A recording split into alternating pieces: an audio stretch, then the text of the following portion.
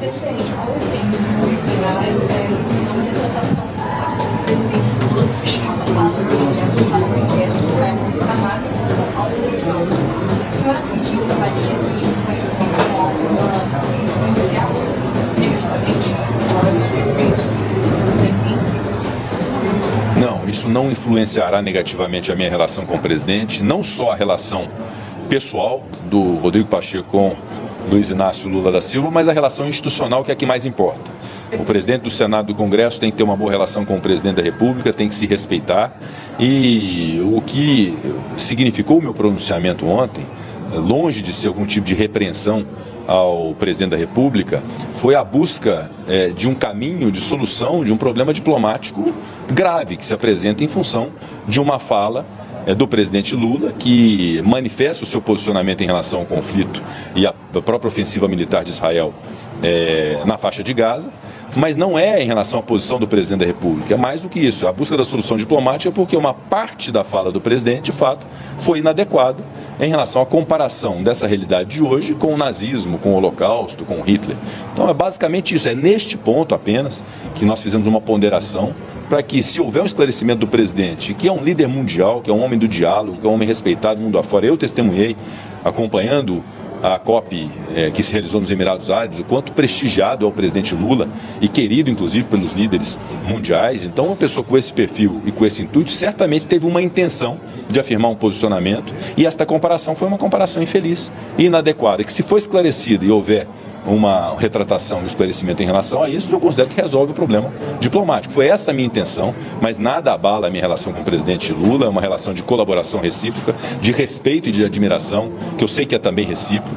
Portanto, nós vamos seguir adiante. A reunião de hoje com o ministro Fernando Haddad e com o ministro Padilha foi justamente para nós nos encontrarmos nas nossas convergências, sobretudo na pauta econômica, que é um grande desafio que nós precisamos para poder desenvolver a sociedade brasileira, ter desenvolvimento humano no Brasil. Então, estou muito otimista em relação a isso. Meu posicionamento não foi uma tomada de lado em relação a um lado ou outro. Foi apenas uma reflexão sobre uma parte da fala que, insisto, foi inadequada, foi infeliz e que poderia ser corrigida. Eu recebi na tarde de hoje o ministro Fernando Haddad, o ministro Alexandre Padilha e os líderes do governo no Senado e no Congresso, o senador Randolfo Rodrigues, o senador Jacques Wagner. Conversamos sobre diversas questões, mas, sobretudo, uma questão que precisa ser definida, já está no ponto de ser definida, que é relativamente à desoneração da folha de pagamento. Todos sabem que o Congresso Nacional fez uma opção legislativa baseada em responsabilidade, em fundamentos, numa situação do Brasil de garantir a geração de emprego e a manutenção do emprego no Brasil, que foi a desoneração da folha de 17 setores. Essa lei foi votada com ampla maioria nas duas casas. Quando houve o veto do presidente da República, houve uma rejeição também com uma ampla maioria desse veto. A lei foi promulgada e passou então a existir a realidade da prorrogação da desoneração da folha de pagamento dos 17 setores. Aí veio a medida provisória 1202, buscando reformular isso, e naquele instante nós inauguramos uma discussão política com o governo justamente para evitar que houvesse uma devolução da medida provisória e que contaminasse outros institutos, especialmente de compensação tributária, que são objeto da medida provisória. Mas em relação à desoneração da folha de pagamento, a construção política está feita, no sentido de que eventuais alterações no programa não se darão por medida provisória. O governo já concordou com essa premissa, nós ajustamos isso e em breve o governo deve anunciar a medida tomada para poder retirar da medida provisória o estabelecimento dessas alterações da desoneração da folha de pagamento. E aí, eventualmente, o governo pode propor alterações, mas o fará por projeto de lei sem eficácia imediata. Portanto, a medida provisória 1202 não terá tramitação da desoneração da folha de pagamento. Isso, portanto, serve aos 17 setores no sentido de suas programações, de suas previsões, no sentido de que a desoneração da folha dos 17 setores está mantida, assim será, e eventuais alterações serão, então, amadurecidas através de projeto de lei e não por medida provisória. Remanescem os dois institutos, do PS e da compensação, e há ainda uma discussão sobre o PS, se deve ser por medida provisória ou por projeto de lei. Essa discussão ainda não está definida, não está exaurida, e o governo vai tratar disso, inclusive com o presidente Arthur Lira, com os líderes da Câmara dos Deputados, para chegar num bom encaminhamento nesse sentido. Mas em relação à desoneração da folha de pagamento, está definido e deve se concretizar com a supressão dessa dessa previsão na medida provisória, mantendo-se então a desoneração da folha de pagamento dos 17 setores e também dos municípios. E repito, eventuais alterações, se forem apresentadas pelo governo, a discussão se dará para o projeto de lei. Inclusive os municípios também vão sair do MP? Exatamente, a MP não tratará de desoneração, nem de 17 setores, nem dos municípios. E prazo já tem, presidente? Quando poderá? Agora é o tempo do governo, agora é o tempo do governo de poder cuidar dos instrumentos próprios para isso. O instrumento que me parece razoável é a edição de uma medida provisória que faça essa alteração da medida provisória anterior e a apresentação do projeto de lei. Aí, urgência constitucional ou não, em que termos virá o projeto de lei, aí tem que se indagar o governo sobre isso. Vai ser uma nova MP, presidente? Essa discussão, essa discussão já está. Ele disse que vai ser uma nova MP. 2 meses que a gente já sabe. Você sabe que... Desculpa. Agora não teve nenhuma discussão por parte do governo. Você sabe que a previsão da noventena, do prazo, de não ter entrado em vigor imediatamente as alterações propostas na medida provisória, deu certo conforto para o diálogo. Então, obviamente, se houvesse uma eficácia imediata a partir da edição da medida provisória, isso já teria se resolvido há bastante tempo.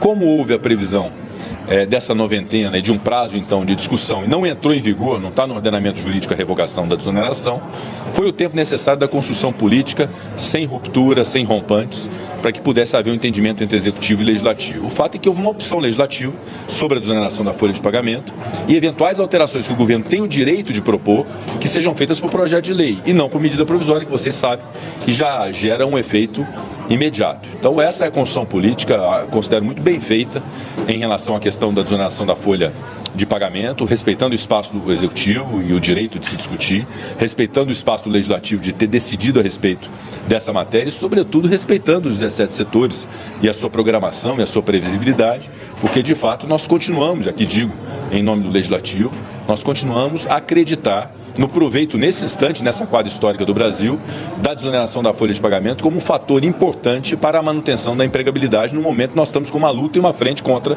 o desemprego. Então, uma reoneração desses setores seria, primeiro, algo que ofenderia aquilo que o Legislativo decidiu no final do ano passado e, segundo, algo que eu reputo prejudicial para a economia do Brasil nesse momento.